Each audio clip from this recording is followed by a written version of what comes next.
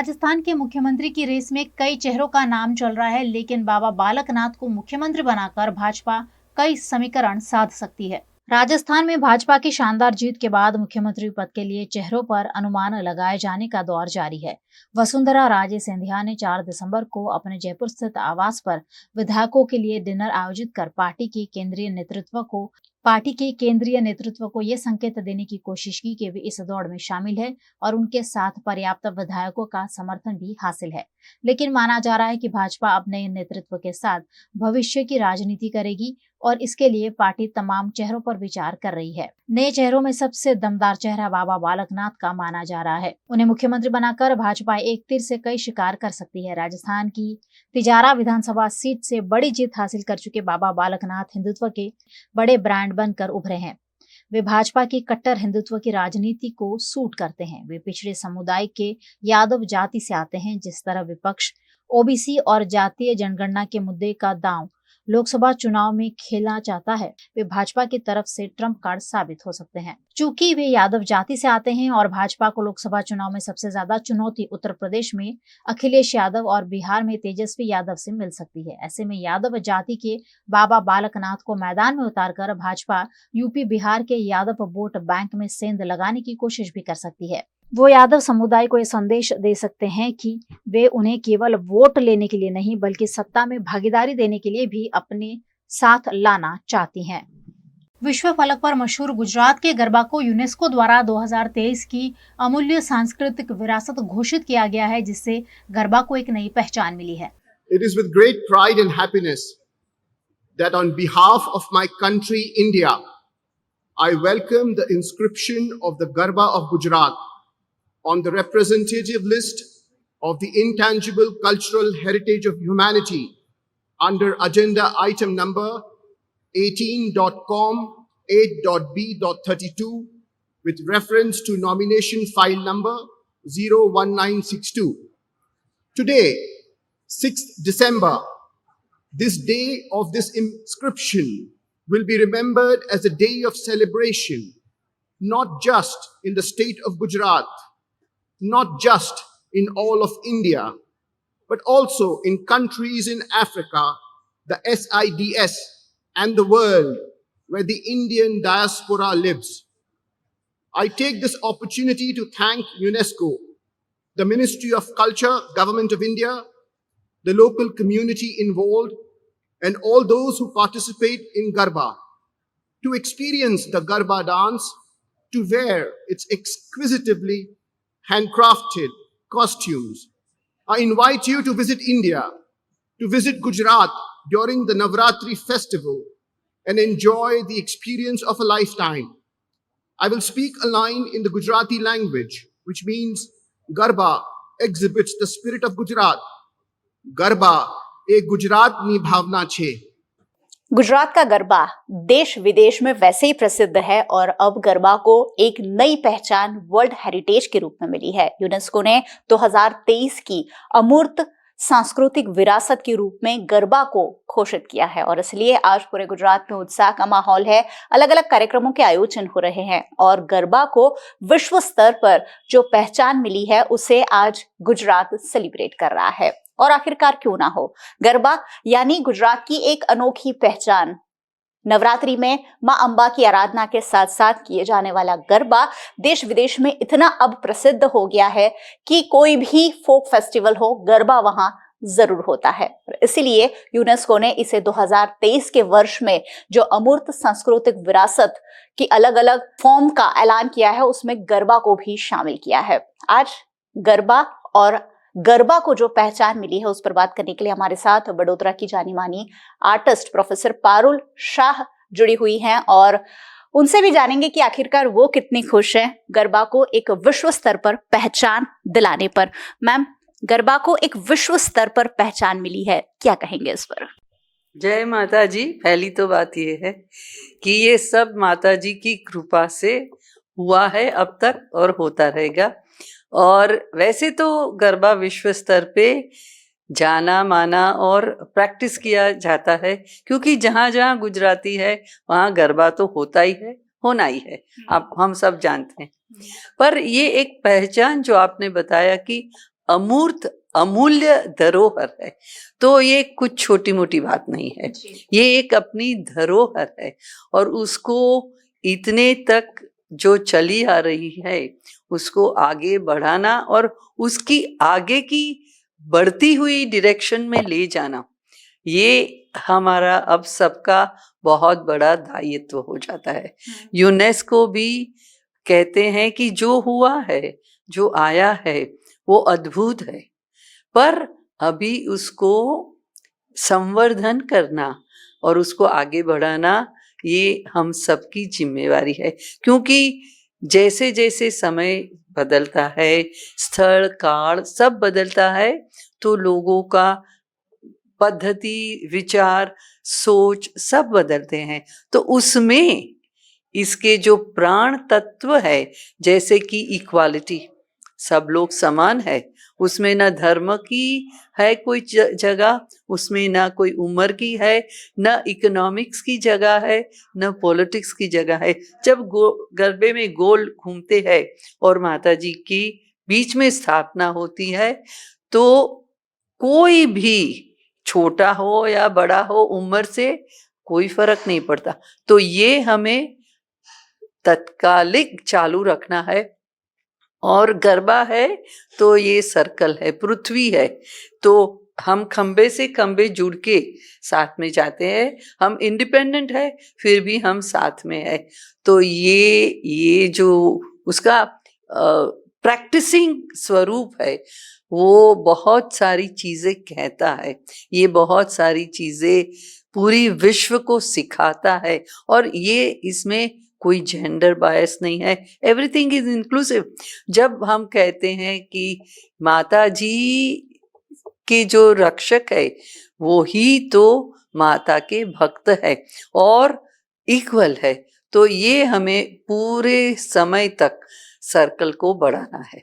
गरबा का स्वरूप अब बदलता जा रहा है। जब यूनेस्को ने एक वर्ल्ड हेरिटेज के रूप में इसे दुनिया भर में रिकॉग्नाइज किया है, तब गरबा के बदलते स्वरूप को हम कैसे बचा पाएंगे? क्योंकि आप भी हमेशा से इस पर काम करते रहे हैं और वीएनएम टीवी भी इस पर हमेशा काम करता रहा है। तो आज इस बात पर बात बनती है कि गरबा का जो प्राचीन स्वरूप है उससे हम कैसे संजो कर रख पाएंगे। प्राचीन की जब बात करते हैं तो आज मैंने ये बंदेज की दुपट्टा लिया है।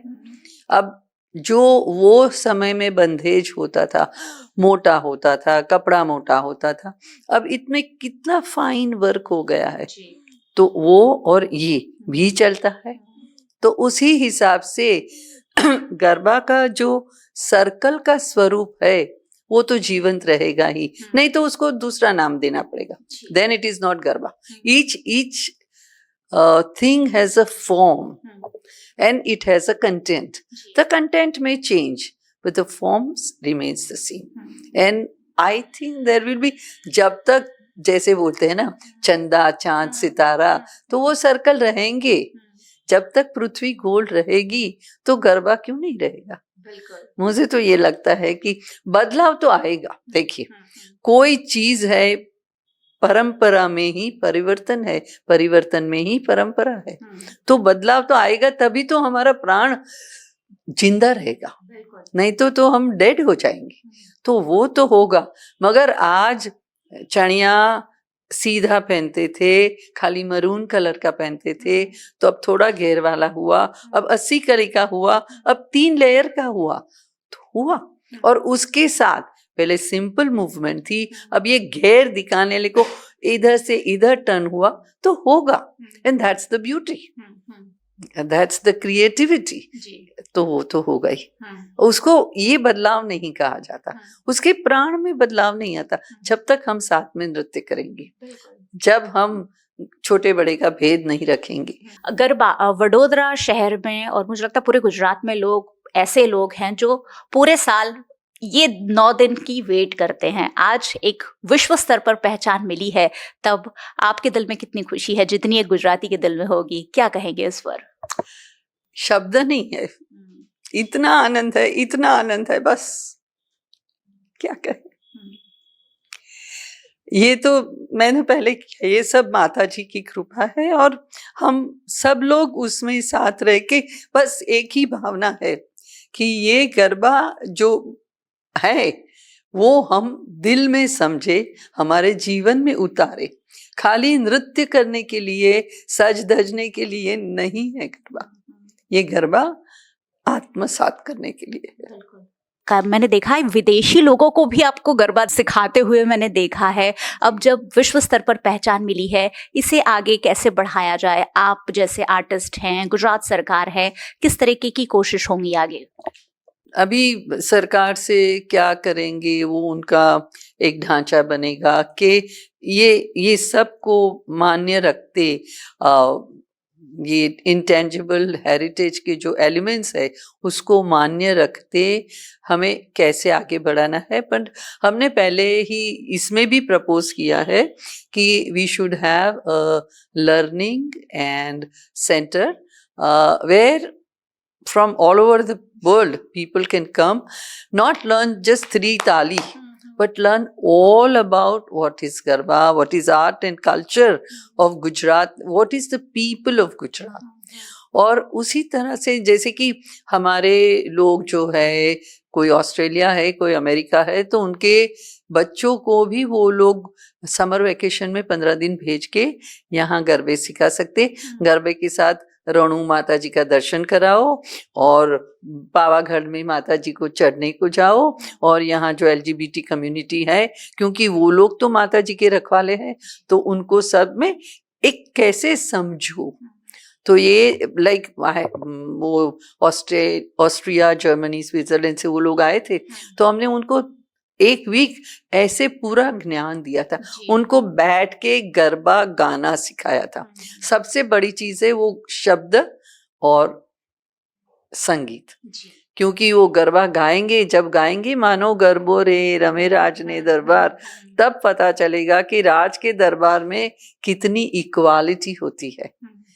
तो वो काम हमें करना होगा, कंसिस्टेंटली करना होगा, ऐसे नहीं कि चलो छोड़ दिया कर दिया, नहीं। आज हर एक गुजराती बेहद खुश होगा क्योंकि वो चीज जो हमें बेहद पसंद है आज उसे विश्व स्तर पर पहचान मिली है।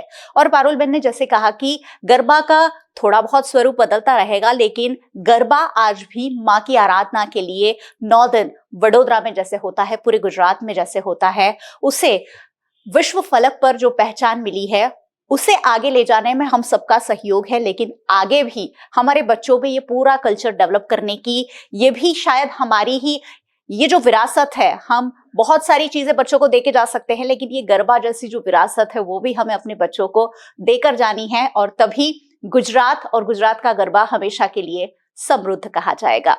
श्री राष्ट्रीय राजपूत करणी सेना के अध्यक्ष को गोली मारने वाला सेना का जवान होने की जानकारी सामने आई है।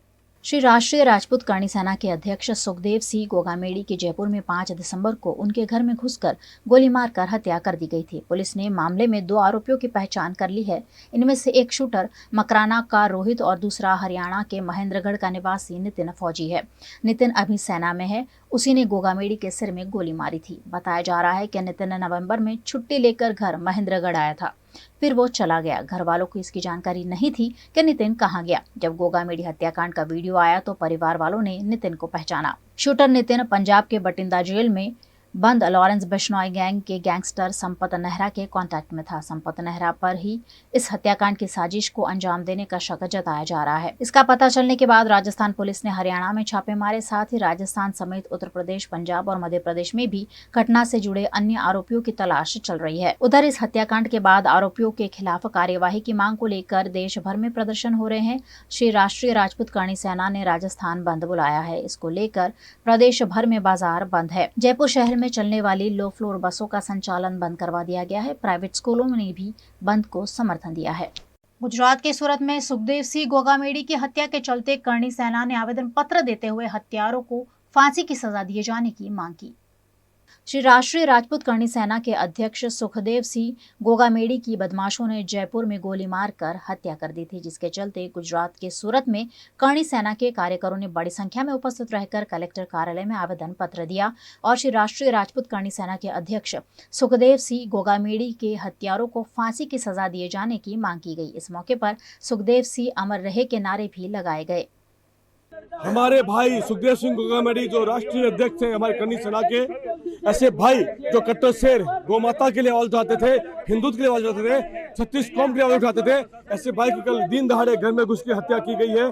ऐसी जिसने भी हत्या की गई है, जिसने भी गैंग जो बोलते हैं विष्णु गैंग, गोदारा गैंग, जितने भी गैंग है, जिस भी गैंग ने ये जिम्मा लिया कि हमने हत्या की गई है, मैं इस प्रशासन से, भारत सरकार से कहना चाहूंगा कि ऐसी गैंग का कत्लेआम, खुलेआम उनका एनकाउंटर होना चाहिए। इसके साजिश के पीछे जितने भी लोग हैं, चाहे वो शासनिक हो, नेता हो, कोई भी धर्म से हो, हमें उससे कोई मतलब नहीं है। उन लोगों का नाम लेके और उनका भी एनकाउंटर होना चाहिए। सजाए मौत मिलनी चाहिए।